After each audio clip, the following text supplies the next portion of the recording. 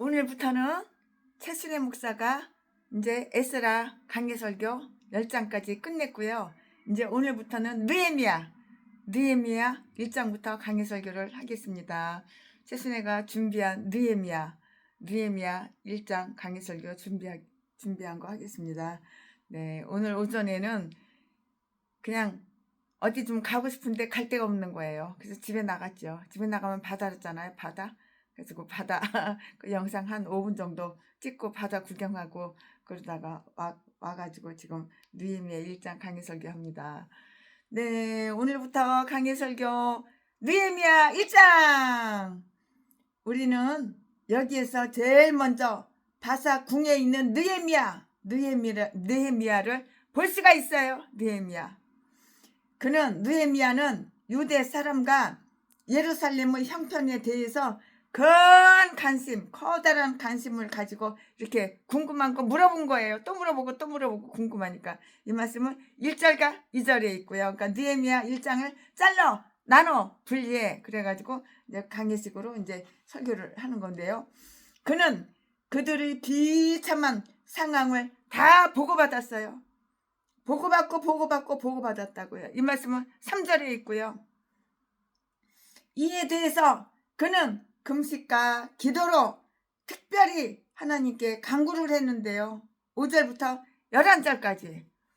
이리하여 그는 그의 정책이 아니라 그의 경건심 때문에 요인으로 이렇게 짠 하고 등장을 하게 돼요. 자, 지금부터 설교 제목은 느헤미야의 환란. 지금부터 본문 말씀은 느헤미야 1장 1절부터 4절까지. 1절. 하가랴의 아들 느헤미야의 말이라. 아닥 사스다 왕 제20년 기슬로 이래 내가 수산궁에 있더니. 2절. 나의 한 형제 중 하나니가 두어 사람과 함께 유다에서 이를 얻기로 내가 그 사로잡힘을 면하고 남아있는 유다 사람과 예루살렘 형편을 물은즉. 3절. 저희가 내게 이르되 사로잡힘을 면하고 남은 자가 그 도에서 큰 환난을 만나고 능력을 받으며 예루살렘 성은 회파되고 성문들은 소화되었다 하는지라. 4절. 내가 이 말을 듣고 앉아서 울고 수일 동안 슬퍼하며 하늘의 하나님 앞에 금식하며 기도하여. 아멘. 네, 이거 지금 본문 말씀입니다. 이 본문 말씀 가지고 최순애가 준비한 강의 설교를 할 건데요. 느헤미야가 어느 지파 사람인지는 아무 데에도 명시되어 있지가 않아요. 이 책 저 책 있지. 영어 성경, 한국 성경, 개혁 성경, 현대인의 성경 다 뒤져봐도 없어요. 그러나 최순애 목사가 생각할 때 만약에 그가 재물을 드린 것 마키 비서의 그렇게 그 책에 읽어보니까 그렇게 좀 나와 있는데요. 이게 사실이라면 우리는 그가 제사장이었다는 그 결론을 얻을 수가 있어요. 느헤미야가 누구라고? 제사장이었을 것이다. 제사장인 것이 분명하다. 이렇게 결론을 내릴 수가 있다고요. 느헤미야가 뭐? 제사장. 바사 궁에서 느헤미야 위치를 한번 살펴볼까요? 느헤미야가 어떤 위치에 있었나? 느헤미야가 뭐하는 사람이야? 제사장이었다고. 우리는 느헤미야가 수산궁에 곧 바사의 왕성에 있었다는 그 궁궐은 늘 수산에 있었는데요. 1절 말씀에 왕의 술관원이었고요. 11절 말씀에 그렇다는 사실을 우리는 알 수가 있고 깨닫고 읽을 수가 있어요. 성경 말씀을 읽을 수가 있어요. 아마도 왕이나 높은 지위에 있던 사람들은 다른 나라 사람들을 시켜서 자기들의 그 시중을 들게 하는 것을 하나의 당당한 이풍으로 간주했던 것인데요. 느헤미야는 왕실에서 이러한 직분을 맡고 있었으므로 바로의 궁에서 자라났기 때문에 통치자로 적합했던 모세와 똑같이, 또한 사울의 궁에 있었던 다윗과 똑같이 그의 나라를 위해서 하나님께서 계획하셨던 그 일을 하기에 보다 더 나은 자질을 갖추게 되었다고요. 그리고 또한 왕과 그 주위에 있는 자들과의 그 이점을 이용해서 자기 나라를 위해서 봉사할 수 있는 좋은 기회를 포착할 수 있었다고요. 누가? 느헤미야가 제사장 느헤미야가. 그는 왕실에서 자기가 얼마나 훌륭한 자리에 있었는가를 아주 성급하게 말하지 않았다는 그 사실을 한번 주목해 볼까요? 그가 느헤미야가 왕의 술관원이었다는 것, 이것은 아주 영예롭고 유익한 신분이었을 뿐만이 아니고요, 큰 신임을 얻고 있던 지위였고요. 본장 끝에 가서야 나오는데 그것은 다음 이야기 때문에 언급하지 않을 수 없었기 때문이고요. 그러나 처음에는 단지 내가 수산궁에 있었다고 이렇게 밝힌 거예요. 우리는 여기에서 자신을 낮추어 아주 겸손히 하며 자기의 업적에 관한 이야기는 더디하는 그 태도를 배울 수가 있는데요. 그러나 우리는 그에 대한 하나님의 섭리 속에서 다음과 같은 위안을 발견할 수가 있는 것이에요.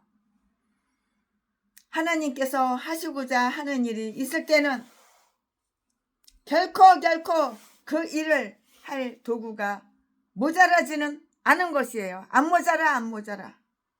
하나님께서 그 일에 사용하고자 정하신 자들에게는 그 일을 하기에 적합한 자질과 소명을 하나님께서 이렇게 주시는데요. 하나님은 모든 곳에 그의 남은 자를 두시고요. 우리는 아합의 집에 오바다가 남은 것을 읽을 수가 있고요. 가이사의 집안의 여러 성도들, 그리고 수산궁에 믿음이 깊은 느헤미야가 남은 것을 읽을 수가 있는 것이에요. 하나님은 때로 왕실을 양육장으로 만드실 수가 있고요. 또 교회의 그 명분을 지원하고 보살피는 자들의 그 성소가 되도록 하시기도, 이렇게 하시는 분이에요. 이렇게 하신다고요. 느헤미야는 본국에 남아서, 자기 나라 그 본국에 남아서, 느헤미야는 본국에 남아있는 유대인은 그 상황에 대해서 아주 따뜻하고 동정 어린 문의를 했어요. 참 따뜻하고 동정 어린 문의를 이렇게 했다고요. 누가? 느헤미야가 2절 말씀에 그의 친족이요 친구인 자 하나가 동행인들과 함께 우연히 왕궁으로 왔을 때 그는 그들을 통해서 포로로 사로잡혀간 자들과 그 사랑하는 성읍 예루살렘이 어떤 상황에 있는가를 물어볼 기회를 가지게 되었는데요. 느헤미야 자신은 아주 영예롭고요, 풍족한 가운데 아주 편안하게 이렇게 살았어요. 편안하게. 그러나 그가 이스라엘 사람이라는 사실을 잊을 수 없었을 뿐만이 아니고요, 환난 중에 있는 그 형제에 대한 생각을 지워버릴 수가 없었고요. 그리하여 그는 영으로 모세와 같이 사도행전 7장 23절 말씀에 그들을 문안하고요, 그 형제들을 돌아보았어요. 내 형제들은, 내가 목사면은 내 형제들 돌봐야 되는 거야. 믿음의 형제들, 육신의 형제들 말고 믿음의 형제들, 교회 안에서 믿음의 식구들. 그리하여 그는 영으로 모세와 같이 사도행전 7장 23절 말씀에 그들을 문안하고 형제들을 돌봤고요. 멀리 떨어진 곳에 있다는 점이 그들에 대한 그의 사랑을 멀어지게 할 수 없는 것과 마찬가지인데요. 비록 그들을 볼 수 없다고 해서 관심마저 이렇게 멀어질 수는 없는 것이에요. 그들을 못 봐? 그렇다고 관심마저 멀어져? 그럴 수는 없는 거예요. 몸은 비록 멀리 멀리 떨어져 있다 하더라도 마음은 가까이 있어야 되고, 전화는 1년에 한 번이라도 두 번이라도 하고 목소리라도 듣고 그래야 되는 거야. 10년이 가도 전화 한 번도 안 해. 5년이 가도 전화 한 번도 안 해. 7년 8년이 가도 전화 한 번도 안 해. 문자 한 번 없어. 카톡 한 번 없어. 그러나 돈 뜯어 처먹을 때만 공짜로 스타렉스, 소나타, 트럭 뜯어 처먹을 때는 전화 그냥 아침 저녁으로 수십 번씩 해. 개척자금 2억 받아 처먹을 때는 눈구녕이 뒤집어져가지고 하루에도 수십 번씩 해가지고 만나자 10년 동안 어디 가서 엎어져 있다 그때서 만나지. 이런 개싼 것들은 딱 잘라버려야 되는 거야. 이거는 짐승이니까는 그런 것들은 잘라버려야 되는 거야. 평소에 관심을 가지고 평소에 1년에 한 번이라도 목소리라도 듣고 평소에 1년에 한 번이라도 얼굴이라도 보고, 이렇게 사람이 멀리 떨어져 있어도 마음은 가까이 있어야 되는 거야. 그들을 무난하고 이렇게 형제들을 돌봐야 되는 거야. 아, 별일 없으셔요? 네, 요즘 잘 계시죠? 이런 말이라도 한마디 해봐. 멀리 떨어진 곳에 있다는 점이 그들에 대한 그의 사랑을 멀어지게 할 수는 없는 것이라고. 아무리 몸이 멀리 떨어졌다 하더라도 사랑이 멀리 떨어져 있으면 안 되지. 우리 영천에 있는 목사님은 하루에도 2번씩 전화해. 일주일에 2번씩 전화하고.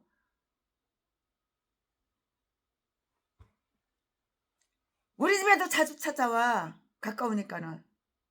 차 가지고 1시간 정도면 오니까는. 똑같은 경상북도 그러니까는. 나는 경상남도, 그분은 경상북도. 이래도 찾아와. 그들을 무난하고 그 형제들을 돌아보았는데요. 멀리 떨어진 곳에 있다는 점이 그들에 대한 그의 사랑을 멀어지게 할 수 없는 것과 마찬가지이고요. 비록 그들을 볼 수 없다고 해서 관심마저 멀어질 수는 없는 거예요. 내가 목사님을 못 본다고 해서 관심마저 멀어지면은 이거는 마음이 섭섭한 거야. 나는 우리 목사님들, 지인 목사님들 관심이 많아요. 한 분 한 분 날마다 새벽에 이름 불러가면서 기도를 해요. 그가 출세하여 얻은 권세도 그렇게 할 수는 없었는데요. 비록 그가 아주 훌륭한 사람이 되고요.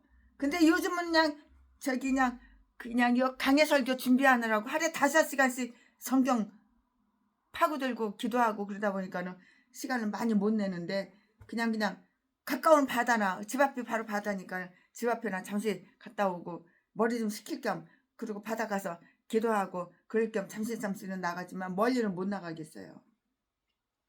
비록 그가 훌륭한 사람이 되고요, 높은 지위를 가지게 되었다 할지라도 그는 그의 형제들을 아주 천박하고 아주 하찮고 보잘것없는 자로 이렇게 생각하지를 않았어요. 왜 형제를 갖다가 하찮게 봐? 왜 하찮게를 보잘것없게 봐? 왜 형제를 우습게 봐? 그렇게 생각하지 않았다고요. 귀하게 생각했다고요. 당연하죠.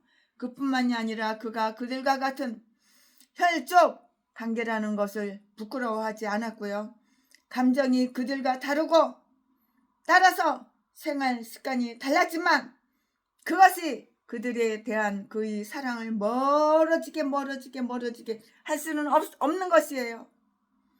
비록 그 자신이 예루살렘으로 돌아가지 않고요, 자유가 선포되었을 때 마땅히 들어갔어야 된다고 이렇게 생각되지만 궁정에 그대로 남아있기는 했어요. 그렇지만 그렇다고 해서 돌아간 자들을 판단하거나 비판하거나 경멸하지 않았고요. 또한 그들이 지각이 없다고 하여서 책망하지도 않았어요. 책망할 필요가 뭐가 있어요. 스스로 깨달아야죠. 내가 내 자신을 책망해야죠. 내가 혹시 뭐 실수한 거 없나? 내가 뭐 잘못한 거 없나? 최순애는 날마다 최순애를 책망해요. 너 오늘 잘못한 거 없냐? 너 다른 사람한테 불친절한 거 없냐? 네가 먼저 친절하게 해야지 상대방도 너한테 친절하게 한 건데. 내일도 노인네들 연세 많으신 분들 과자 나눠 드리려고 과자를 갖다 홈플러스 가서 20만 원어치 사왔어요. 맛있는 과자, 좋아하는 과자, 커피에 찍어서도 드시고 부드러운 과자 나눠드리면서 복음도 전하고 대화도 나누고 그러려고. 오히려 그는 그들에게 자상한 관심을 가졌고요. 그들을 위해서 할 수 있는 만반의 준비를 다 갖추고 있었는데요. 그리고 그는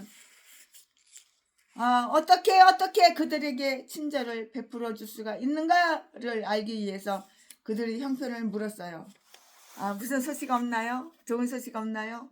네, 무슨 소식이 없나요?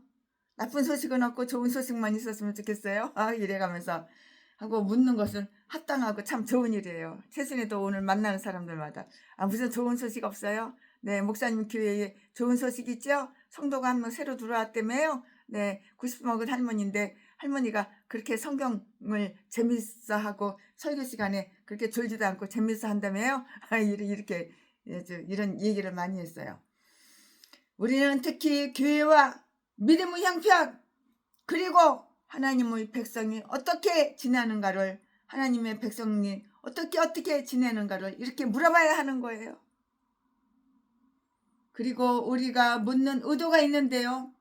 아테네 사람들처럼 단지 이야기거리를 위한 것이 아니고요.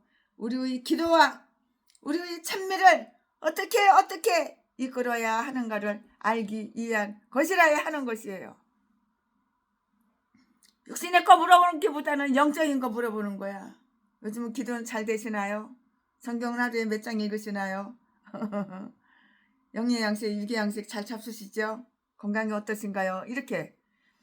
이런 식으로 그의 물음에 대한 답은 유대인과 예루살렘의 형편에 대한 우울한 소식이었어요.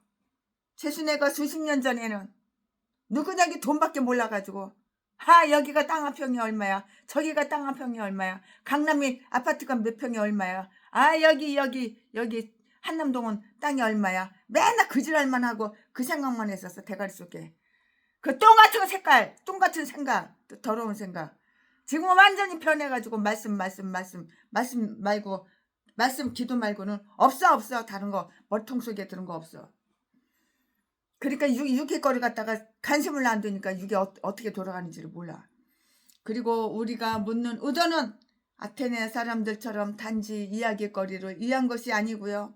우리의 기도와 찬미를 어떻게 이끌어야 하는가를 알기 위한 것이라야 하는 것이라고요. 그의 물음에 대한 답이 있는데요. 그의 물음에 대한 그 대답은 유대인과 예루살렘의 형편에 대한 우울한 소식이었어요. 우울하면 안 되죠. 즐겁고 경쾌해야죠. 근데 소식이 우울한 소식이었어요. 즐거운 소식이 와야 되는데 우울한 소식이 왔다고. 3절 말씀에 그의 대답을 들려준 자는 하나니라는 그 사람인데요. 그는 하나님을 경외함이 무리에서 아주 뛰어난 사람이고요. 7장 2절 말씀에 그는 예루살렘의 황폐케 이렇게 상황을 이야기할 때 아주 진실되게 말했을 뿐만이 아니고요. 온하게 말했는데요. 하나니가 이때 이 궁으로 온 목적이 있어요. 그 목적은 공궁을 당한 그들에게 어떤 호의와 원조를 요청하기 위한 것으로 이렇게 보여요. 그가 들려준 이야기는 다음과 같아요. 그러면은 그 다음과 같은 얘기가 무엇이냐? 그가 뭐라고 말을 들려줬나? 거기에 대해서 또 최순애가 설명할 건데요.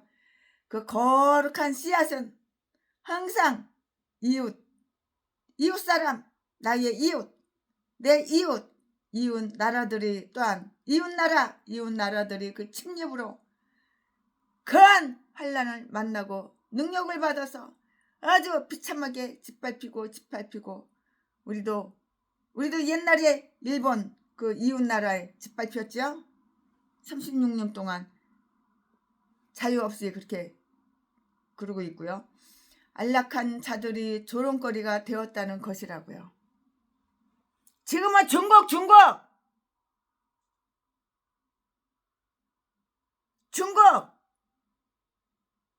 나라를 통째로 다 중국에다 갖다 바쳤어. 중국 소나기에 그냥 대한민국이 들어있는 것 같아. 기분이 더러워 아주. 비참하게 짓밟히고 있잖아 지금 중국한테. 북한한테, 중국한테. 안락한 자들이 조롱거리가 되었다는 것이라고. 그 거룩한 성읍이 침입을 받아서 모두 파괴되었고요. 예루살렘 성은 갈대아 사람들이 부수어 놓았으므로 여전히 회파되었고요. 성문들도 파괴되었다고 했고요. 이것은 그곳 거민들의 형편이 매우 가난하고 힘들며 매우 위험한 처지라는 것을 이렇게 말해주는 것이에요. 왜냐고요? 왜냐하면 그들의 적은 언제나 그들을 먹이로 이렇게 삼을 기회를, 먹잇감으로 삼을 기회를 노리고 있었기 때문이에요. 먹잇감으로 한다고, 먹잇감으로. 저라도 개목사 새끼도, 이 개참년, 개잡새끼도 채순애를 먹잇감으로 알아, 먹잇감으로. 처먹으려고 채순애를 돈으로 알아, 돈으로. 먹잇감으로 알아. 그냥 확 뽑아버려야 돼, 그냥. 채순애를 먹잇감으로 알고 채순애를 돈으로 아는 개인간들은 전화 100번 해도 안 받아. 문자 1000번 해도 안 받아. 문자 날라오는 거 족족이 다 삭제해버리지, 안 봐. 이 전라도 개인간들. 개 싼 것들이 다 목사예요, 전라도 개목사들. 큰 환란을 만나고 이렇게 능력을 받아서 비참하게 짓밟혔으며 안락한 자들이 그 조롱거리가 이렇게 되었다는 것이라고요.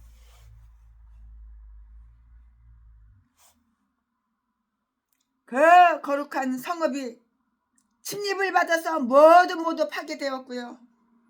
예루살렘 성은 갈대아 사람들이 때려 부수어 놓았으므로 여전히 회파되었고요. 성문들도 파괴되었다고 했는데요. 이것은 그곳 거민들의 형편이 매우 가난하고요. 힘들며 매우 위험한 처지라는 것을 이렇게 말을 해주는 것이에요. 왜냐고요? 왜냐하면 그들이 원수, 그들이 적은 언제나 그들을 먹잇감으로 삼을 기회를 노리고 있기 때문이야. 기회를 노리는 거야, 먹잇감. 저 채순의 저건 먹잇감인데 기회를 잡아가지고 확 뜯어 먹어야지. 사자가 먹잇감을 보면 어떻게? 납작하게 엎드려. 은신해. 그래가지고 사정거리에 오면은 싹 그냥 아주 그냥 벼락같이 뛰쳐나가가지고 이빨로다가 모가지 꽉 물어. 그러고 나서 처먹는 거야, 지금 먹잇감으로. 먹잇감을 노리고 기회를 노리고 있다가 이거 똑같아. 성전이 세워졌고요. 정부가 안정되었으며 개혁의 사업이 시작되고 있었지만 아직도 행해지지 않는 그 선한 사업이 한 가지가 있었는데요. 즉 아직도 부족한 점이 있었고요. 하늘의 예루살렘 이편에 있는 모든 예루살렘에는 늘 어떤 결함이 있을 것이고요. 그래서 그 결함을 보충하기 위해서는 언제나 예루살렘을 사랑하는 친구들이 도움과 봉사가 이렇게 요청되고 있는 것이에요. 이렇게 요청되고 있다고요.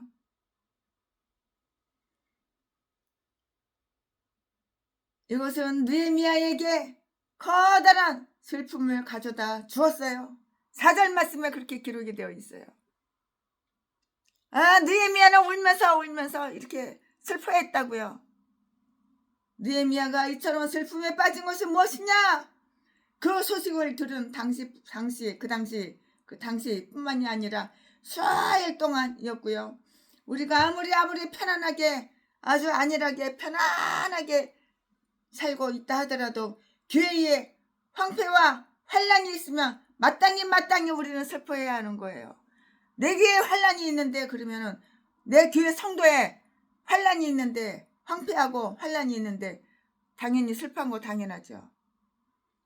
그래서 금식기도를 하는 거예요.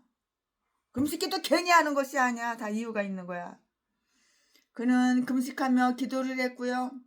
공적으로 그렇게 할 기회는 없었지만 은밀히 보시고요.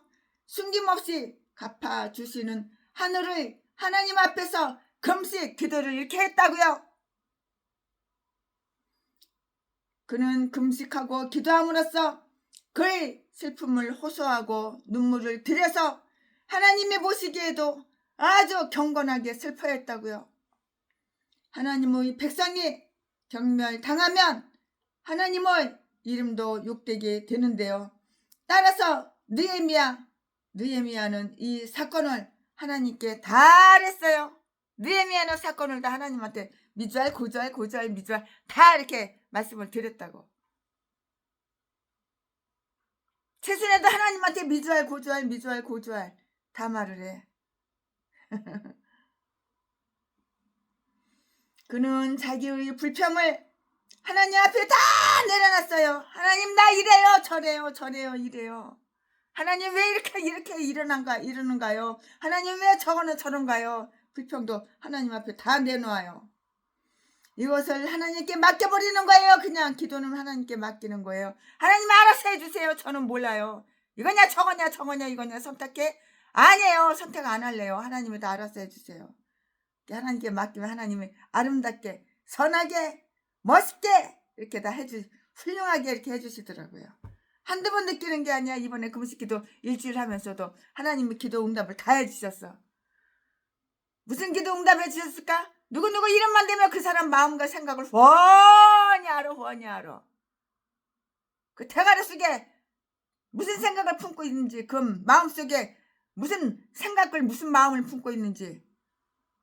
최순애를 네 바보라 하냐? 다 아는 거야. 최순애를 네 먹잇감으로 아냐? 다 아는 거야. 네가 최순애를 우습게 봤냐? 오냐? 우습게 보려면 봐라. 다 아는 거야.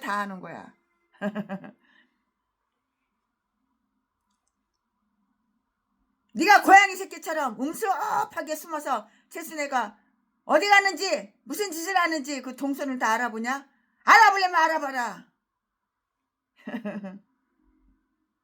어저께는 그냥 얼마나 최순애가 선물을 많이 받았는지 몰라. 그것도 하나님 안 믿는 사람, 이제 겨우 교회 한 번 간 사람, 초신자들한테. 왜? 내가 1000배 먼저 선물을 했거든. 그러니까 그게 되돌아오는 거야. 그의 슬픔을 호소하고 눈물을 들여서 하나님의 보시기에도 경건하게 슬퍼했고요. 하나님의 백성이 경멸당하면 하나님의 이름도 다 욕되게 이렇게 욕되게 된다고요. 그래서 느헤미야는 이 사건을 하나님께 다 알았어요. 하나님, 이렇고 저렇고 이렇고 저렇고 이래요. 느헤미야가 하나님 앞에 다 이렇게 아뢰었다고. 미주알 고주알 미주알 다 아뢰었다고. 최순애도 마찬가지지만 최순애는 가족이 여호 하나님 한 분밖에 없어. 그러니까 최순애가 누구한테 미주알 고주알 아뢰겠어. 하나님 말고는 없어. 하나님보다 더 좋은 분이 없어. 하나님보다 더 든든한 분이 없어. 하나님보다 더 의지하고 더 믿을 만한 분이 없어. 그러니까 하나님께 다 이렇게 나의 사건 다 미주알 고주알 다 아뢰는 거야. 이 느헤미야도 똑같은 거야. 최순애 마음하고 똑같아. 그는 자기의 불평을 하나님 앞에 내어놓고요. 그것을 하나님께 다 맡김으로써 자기의 그 슬픔을 달랠 수가 있었고요. 마음의 부담을 다 덜 수가 있었다고요. 인간은 자기가 자기를 칭찬해. 아, 나 이렇게 선한 일 했어. 아, 나 이렇게 좋은 사람이야. 아, 나 이렇게 믿음이 좋은 사람이야. 다 개소리 다 뻥. 내가 네 대가리 속에 뭘 품고 있는지 훤히 다 알고 있는데 10년 전 20년 전부터 너를 살피고 너를 관찰하고 그게 난데 다 개소리. 겉으로는 아 그랬군요. 아우 그러시군요. 아우 훌륭해요. 아우 멋있어요. 겉으로는 그렇지만 속으로는 얘가 이렇게 잡년아 이렇게 잡새끼야 그렇지. 그는 백성들이 위안을 위해서 그리고 그 자신이 그들에게 봉사할 수 있는 방법을 알기 위해서 올바른 강구를 드렸고요. 대중을 위해서 봉사하고자 하는 선한 뜻을 지닌 자들은 제일 먼저 하나님을 염두에 두고요, 하나님과 함께 그 일을 해 나가고요, 그들의 모든 계획 하나하나 계획을 하나님 앞에 다 이렇게 구하도록 해야 되는 거예요. 최순의 계획, 최순애가 목사야, 하나님 앞에 계획을 다 말을 해야 되는 거야. 내가 목사야, 너가 목사야, 다 하나님한테 계획을 다 말을 해야 되는 거야. 다 고해야 되는 거야. 이것이 그들이 번영할 수 있는 길인 것이야. 하나님과 나 사이에 비밀이 어디가 있어? 미주알 고주알 미주알 비밀 얘기를 다 하나님 앞에 다 구하는 거야. 아멘. 지금부터는 설교 제목이 바뀌어요. 본문 말씀이 바뀌어요. 지금부터 설교 제목은 느헤미야의 기도. 느헤미야가 뭐라고 하나님께 기도를 했나 한번 알아보자고. 지금부터 설교 제목은 느헤미야의 기도. 지금부터 본문 말씀은 느헤미야 1장 5절부터 11절까지. 5절. 가로되 하늘의 하나님 여호와 크고 두려우신 하나님이여, 주를 사랑하고 주의 계명을 지키는 자에게 언약을 지키시며 긍휼을 베푸시는 주여 간구하나이다. 6절. 기도는 이렇게 해야 되는 거야. 우리가 느헤미야한테 기도하는 거를 배워야 하는 거야. 6절. 이제 종이 주의 종 이스라엘 자손을 위하여 주야로 기도하오며 이스라엘 자손의 주 앞에 범죄함을 자복하오니 주는 귀를 기울이시며 눈을 여시사 종의 기도를 들으시옵소서. 나와 나의 아비 집이 범죄하여 7절. 주를 향하여 심히 악을 행하여 주의 종 모세에게 주께서 명하신 계명과 율례와 규례를 지키지 아니하였나이다. 8절. 옛적에 주께서 주의 종 모세에게 명하여 가라사대 만일 너희가 범죄하면 내가 너희를 열국 중에 흩을 것이요. 9절.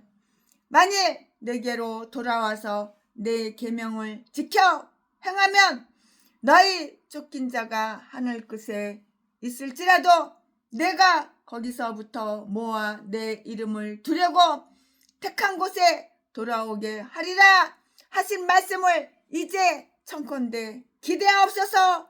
10절 10절. 그들이 주께서 일지에 걷는가 강한 손으로 구속하신 주의 종이요 주의 백성이니이다. 11절.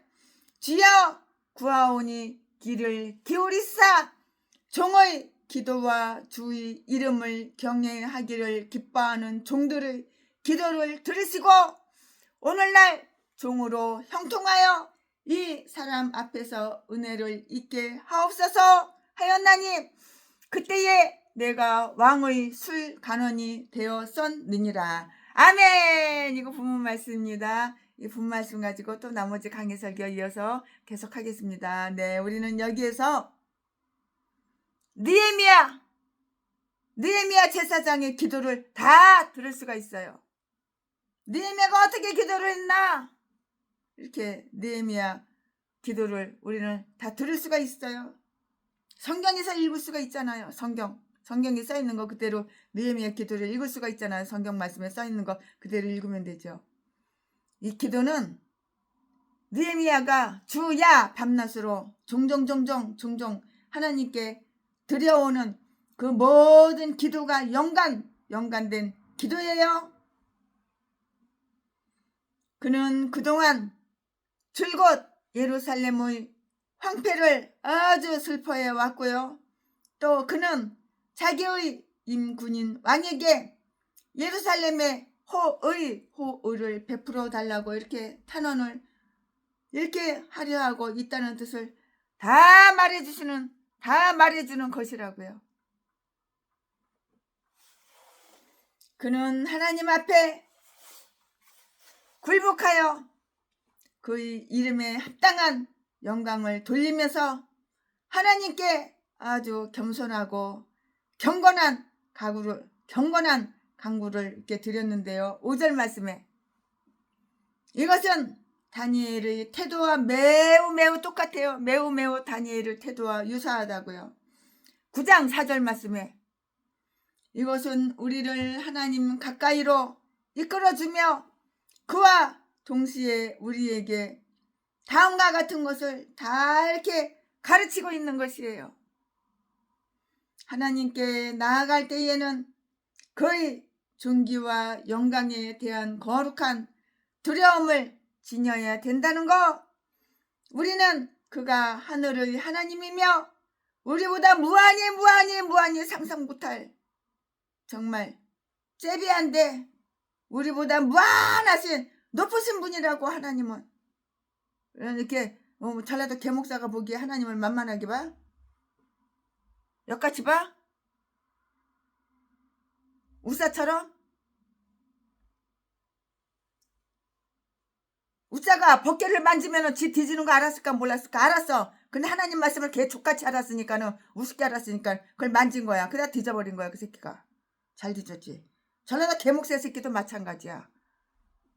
범죄 저지르고 범죄 사실 숨기고 감추고 덮으면 또 하나님은 다 알고 계시고 벌을 준다는 거. 그 새끼 알면서도 범죄를 저지르니까는 맨날 뒤질 일만 생겨가지고 후원 동양 한번 줍시오. 후원 개소리 지저대는 거야.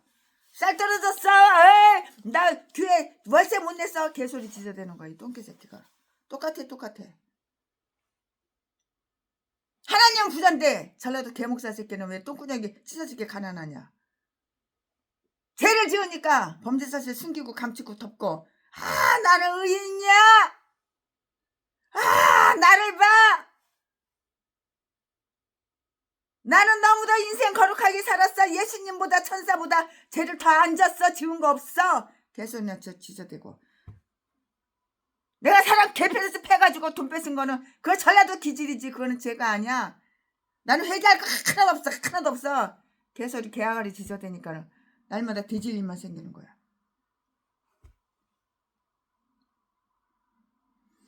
하나님께 나아갈 때는 그의 존귀와 영광에 대한 거룩한 두려움을 지녀야 된다는 것. 이 정도는 알잖아. 내가 목사면은. 아니야 뭐해. 지키고 행함이 없는데. 행함이 없는 믿음은 뒤진 믿음인데. 우리는 그가 하늘의 하나님이며 우리보다 무한히 비교가 안 되게 무한히 높으신 분이며 누가 하나님께서 여호와 하나님이 높으신 분이지. 나하고 비교가 돼? 나는 땅에 먼지 하나 똑같은 인간인데. 우리를 주관하시는 하나님이라는 것을 기억해야 된다고요. 이렇게 높으신 하나님한테 까불어? 뒤질래?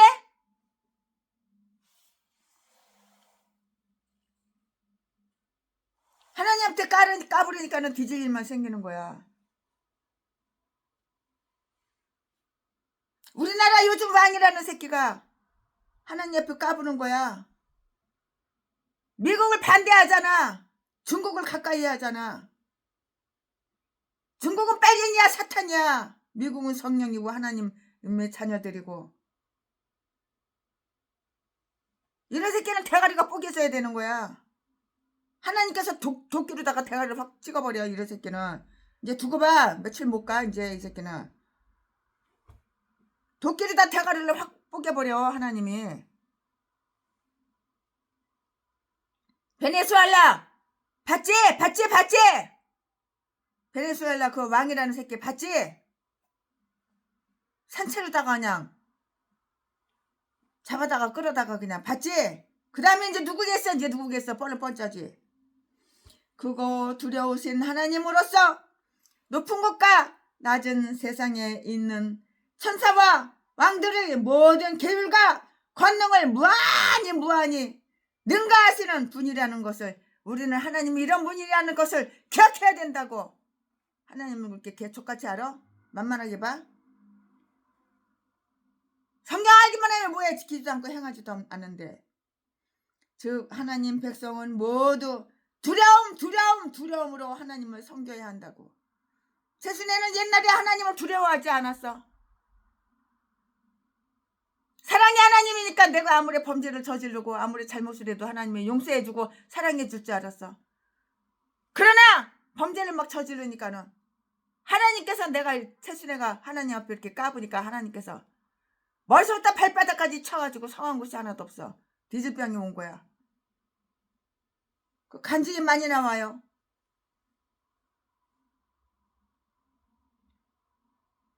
그래도 뒤지기는 싫었나 보지? 최순애 이 인간이 저 태안수동 가서 회개하고 살아났지. 그 다음부터 인생이 바뀌었어. 생각이 바뀌었어. 마음이 바뀌었어. 행동이 바뀌었어. 그거 두려우신 하나님으로서 높은 곳과 낮은 세상에 있는 천사와 왕들의 모든 계율과 권능을 무한히 이렇게 능가하시는 분이라는 것을 우리는 하나님이 이런 분이라는 걸 기억을 해야 한다고. 즉 하나님 백성은 모두 두려움으로 하나님을 섬겨야 되는 거야. 하나님은 그렇게 만만한 분이 아니야.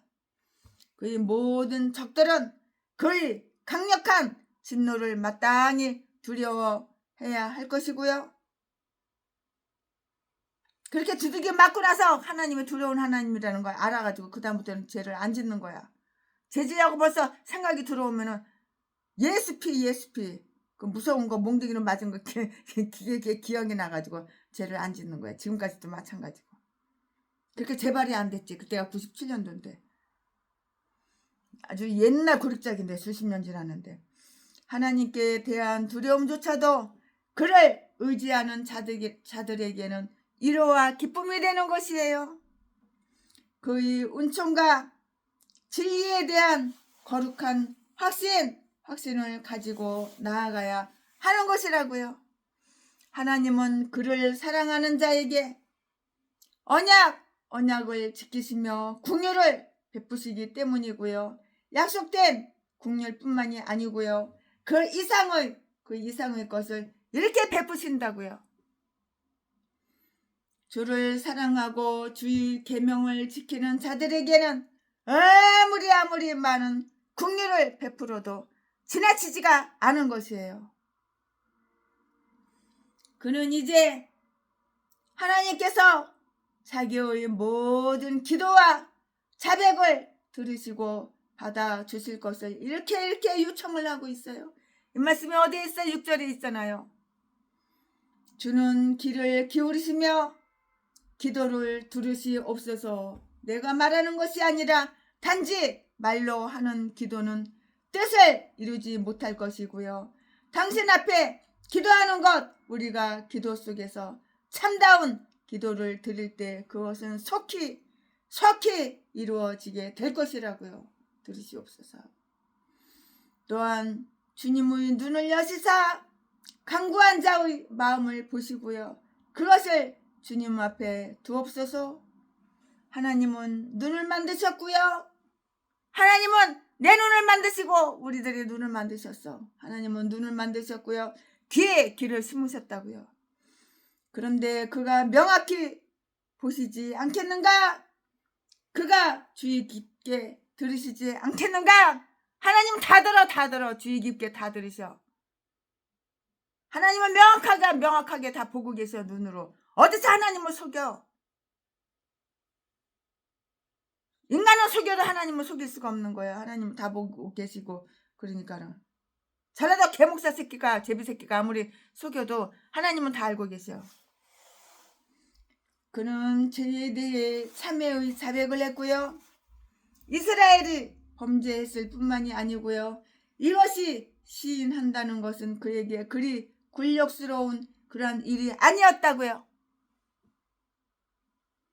나와 나의 아비 집이 범죄하였나이다. 6절 말씀에 얼마나 진실하고 솔직하게 그렇게 닦아보려고 말을 해. 그는 이렇게 자백하면서 겸비했고요. 겸비해졌고요. 스스로 수치를 감수했고요. 쪽팔려도 그 창피해도 이 수치를 스스로 자기 본인 스스로 수치를 감수했다고. 우리가 그 중에서도 나와 나의 가족이 주를 향하여 심히 악을 행하였나이다. 7절 말씀에 죄를 자백할 할 때는 이 두 가지 일, 죄는 우리 자신을 타락시키며 하나님을 모욕하는 것임을 시인하자고요. 시인하자고, 부인하지 말고 시인하자고. 죄란 하나님을 향하여 악을 행하고 하나님의 계명을 거역하여서 반대하고 거역하고 싫어하고 거역하여서 밀어내 하나님의 계명을 거역하여 우리 마음을 타락시키는 거야. 내 마음을 타락시키는 거야. 마음이 타락한 계목사들 잘 들어봐. 귓구멍 닫지 말고. 마음이 타락한 계목사들, 전라도 계목사들, 이 개잡년, 개잡새끼들, 전라도 똥개들, 이 개싼 것들이 다 목사들이야. 그 마음을 타락시키는 거라고. 느헤미야는 자기의 백성 이스라엘을 위해서 자비를 강구했고요. 그는 하나님께서 그들에게 옛부터 말씀해 오시던 것, 곧 그들에게 대한 하나님의 처우 규칙을 호소했고요. 그 규칙은 이스라엘이 하나님께 기대를 걸 수 있는 규칙이었다고요. 8절 9절 말씀에 하나님께서는 만약에 그들이 그와의 언약을 어기면 그들을 열국 중에 흩을 것이고요. 그들에게 사로잡혀가는 환난이 올 것이라고 과연 이렇게 말씀을 하셨다고. 그런데 그 경고는 그들이 포로 됨으로써 실현됐어요. 처음에는 서로 그렇게 가깝게 연합되어 있었던 민족이 당시의 이스라엘의 백성들처럼 그렇게 멀리 흩어져 버린 민족은 일찍이 없었기 때문이에요. 없어. 다 흩어져 버렸어. 다 뿔뿔이 흩어져 버렸어. 흩어져 버린 민족은 일찍이 없었다고. 그렇게 멀리 흩어져 버린 민족은 일찍이 없었다고. 하나님께서 멀리 뚝뚝뚝뚝 흩어놓으시는 거야. 그러나 하나님은 또한 만일 그들이 그에게로 돌아오면 그들은 이제 우상 숭배를 버리고요. 성전 의식을 지키면서 돌아오기 시작하고 있었고요. 그들을 다시 모으라고 이렇게 말씀을 하셨어요.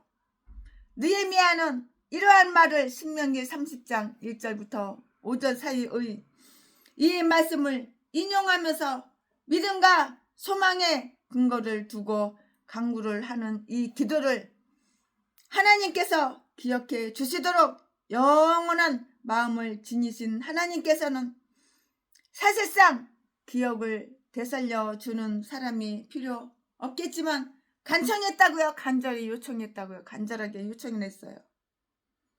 청컨대 그 말씀을 기억하소서. 주는 나로 기억하게 하라고 이렇게 말씀하셨기 때문이라고요. 느헤미야는 다음과 같은 사실을 시인했어요. 7절 말씀에 우리는 주께서 주의 종 모세에게 명하신 규례를 지키지 아니하였나이다. 그러나 그는 청하기를 잊지 않았다고요. 8절 말씀에 여호와여 주의 종 모세에게 명령하신 말씀을 기억하소서. 언약을 흔히 명령이라고 이렇게 말을 하고 있기 때문인데요. 만약에 우리가 하나님의 그 계명을 마음에 두는 것 그 이상으로 하나님께서 그의 약속을 기억하지 않으신다면 우리는 파멸할 수밖에 없는 거야. 파멸. 별 볼 일 없는 인간이 돼. 파멸할 수밖에 없는 거야. 네가 너 자신을 알아야 돼. 별 볼 일 없는 인간이라는 거를. 그러므로 우리가 기도로서 하나님께 간구할 수 있는 가장 훌륭한 그 호소력은 주께서 우리로 소망을 두게 하신 그 말씀, 시편 119편 49절 말씀, 곧 하나님의 언약을 인용하는 것이라고요. 인용. 그는 그들이 옛날에 하나님과 맺은 관계를 호소했고요. 주께서 손수 멀리 떨어지게 한 바로 그들은 주님과 언약 맺은 주의 종이요 주의 백성이옵니다. 10절 말씀에 주는 주의 숙적으로 하여금 주께서 맹세하신 종들을 짓밟고 억압하게 하시나이까? 만약에 주께서 주의 백성을 위해 나서지 않으신다면 어떤 누가 나서겠나이까? 63장 19절 말씀을 참조해 보시기 바랍니다. 그들이 하나님의 종이라는 그 증거로서 하나님은 그들에게 이러한 성품을 주셨다고요. 그런 이러한 성품을 하나님이 주셨는데 어떤 성품이냐? 11절 말씀인데 즉 그들은 주의 이름을 경외하기를 기뻐하고요. 그들은 주님의 이름으로 불리워주고 있을 뿐만이 아니고요. 진실로 정직하게 진실한 마음으로 진실로 주님의 이름을 경외하고 있다고요. 내가 목사면 내가 나한테 한번 물어봐. 너 진심으로 진실로 주님의 이름을 경외하고 있냐 아니냐? 주님을 개족같이 하냐? 우습게 하냐? 아니면 주님을 정말 경외하고 있냐? 네가 목사라면 네가 나한테 물어봐야 되는 거야. 내가 나한테 물어봐야 되는 거야.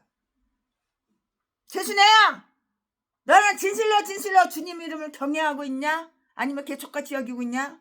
물어보는 거야. 그렇게. 그들은 이제 주의 뜻대로 오직 주님만을 섬기고 있으며 주님께서 주님을 나타내시기를 기뻐하는 모든 것에서 주님께 대한 두려움을 지니고 있습니다. 이제 하나님이 무섭고 하나님이 두려워요. 주님이 무서워요. 죄를 지면 벌을 받으니까 무서워요. 그들은 이제 이렇게 행하기를 기뻐합니다. 이 말은 다음과 같은 사실을 의미해주고 있는 것인데요. 그러면 그 다음과 같은 사실이 무엇이냐? 지금부터 또 최순애가 설명해 드리겠습니다. 그들에게는 하나님을 경외한 선한 의지가 있어요. 그들은 그들의 의무를 행하기 위해서 끊임없이 관심과 노력을 기울이고 있어요. 비록 여러 면에서 이면 여러 면에서 이렇게 부족은 하더라도 그들은 의무 이행을 목표로 이렇게 삼고 있는 것이에요. 그들은 주님의 이름을 경외하는 가운데서 만족하고 있고요.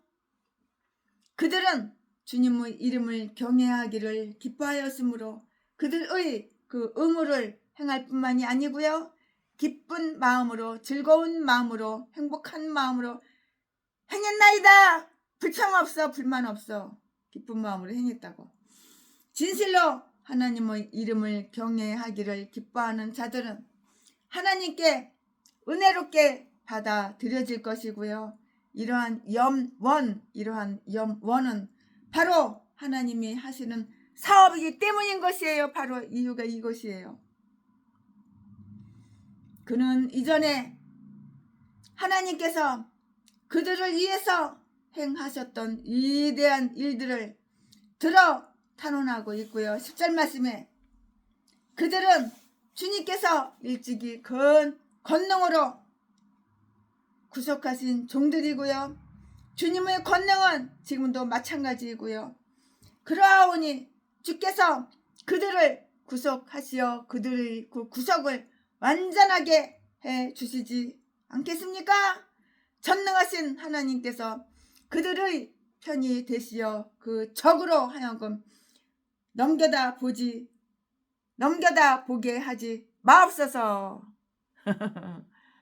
끝으로 느헤미야는 하나님께서 그가 하는 일을 형통하게 하시고요. 느헤미야가 하는 일을 하나님께서 다 형통하게 해주시고요. 왕가의 일에 은총을 내려주실 것을 특별히 탄원함으로써 기도를 이렇게 마치고 있어요. 기도는 이렇게 해야 되는 거야. 우리가 느헤미야한테 기도를 배워야 하는 거야. 내가 목사면은 기도를 이렇게 해야 되는 거야. 느헤미야처럼 이런 식으로 기도를 해야 되는 거야. 이렇게 100% 똑같이 하라 그 말이 아니고 이런 식으로. 그 왕을 이 사람이라고 부른 것은 아무리 위대한 사람이라도 하나님 앞에서는 단지 인간에 불과하기 때문이에요. 나는 인간이야, 인간. 내가 아무리 날고 기고 아무리 거룩하고 아무리 죄가 없어도 나는 인간이야, 인간. 나는 죄인인 거야. 내가 예수님보다 천사보다 하나님보다 더 깨끗한 인간이 될 수는 없는 거야. 그 전라도 개목사처럼 그건 또라이라서 개소리 지저대는 거고 나는 의인이래, 의인이래. 예수님보다 천사보다 더 깨끗하게 살았대. 그 개소리 또라이 미친놈이 개소리 정신병자라서 지저대는 거고. 그러니까 이게 전라도 개목사지. 아무리 높은 지위에 있는 자들이라도 스스로 그러함을 알아야 한다고요. 이게 전라도 진도. 고향은 다 똑같아. 전라도 진도. 성은 다 똑같아. 박씨. 시편 9편 20절 말씀. 다른 사람들도 그들은 사람일 뿐임을 알아야 하고요. 주님께서 사람을 두려워하신다면 주는 누구이옵니까? 그가 이 사람 앞에서 은혜를 잊게 하옵소서 하고 간구한 것은 이렇게 왕의 은혜를 이렇게 의미하는 것이 아니고요. 그가 왕에게 말할 때 하나님으로부터 은혜를 이렇게 입기를 바란다는 그러한 뜻이었어요. 사람들에게서 오는 호의는 하나님의 은혜로부터 흘러나온 것이라는 것을 알 수 있을 때에 사람에게서 온 그 호의가 마음의 기쁨이 될 수가 있는 것이에요. 아멘. 오늘 최순애 목사가 느헤미야 1장 테이프 끊었는데요. 느헤미야 1장 강해 설교 준비한 것은 여기까지가 끝입니다. 자, 그러면 지금부터 무리변에서 포도주가 되어봅시다. 예수님이 말씀하시니 물이 변하여 포도주 됐네. 예수님이 말씀하시니 물이 변하여 포도주 됐네. 예수님 나에게도 말씀하셔서 새롭게 변화시켜 주소서. 아멘 아멘. 새롭게 올해 지금 1월달 새롭게 변화시켜 주세요. 아멘. 오늘 1월 9일 새롭게 변화시켜 주세요. 오늘 영하 5도 여기 바닷가 영하 5도. 서울에는 몇 도인지 몰라요. 사랑합니다.